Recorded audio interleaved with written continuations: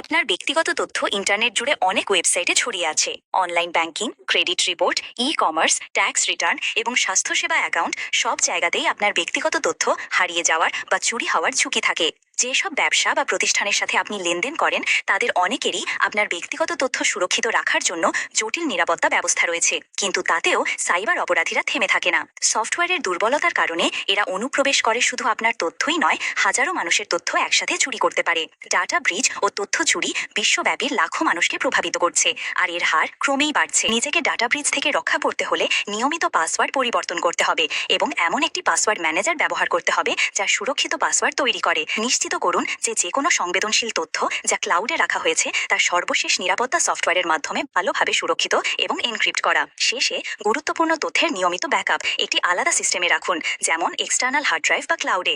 এতে যদি ডাটা ব্রিচ ঘটে তবে গুরুত্বপূর্ণ তথ্য হারানোর ঝুঁকি অনেকটা কমে যাবে।